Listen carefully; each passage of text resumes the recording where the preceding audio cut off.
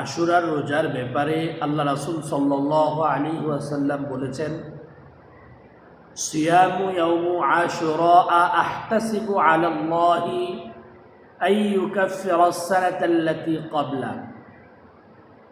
যে ব্যক্তি আশুরার রোজা রাখবে, আমি আশা করি এই আশুরার একদিনের রোজার দ্বারা আল্লাহ সুবহানাহু ওয়া তাআলা তার পূর্বের জীবনের পূর্ববর্তী 1 বছরের জীবনের সমস্ত গুনাহ খাতা আল্লাহ সুবহানাহু ওয়া তাআলা মাফ করে দিবেন।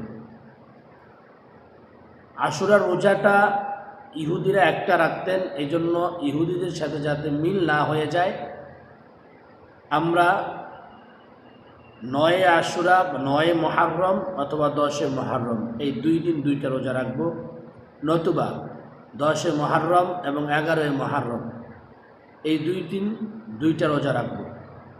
যারা আমরা রোজা রেখেছি তো রাখবো ইনশাআল্লাহ, আর রোজা রাখি নাই সম্ভব হলে রোজাগুলো রাখার চেষ্টা করি।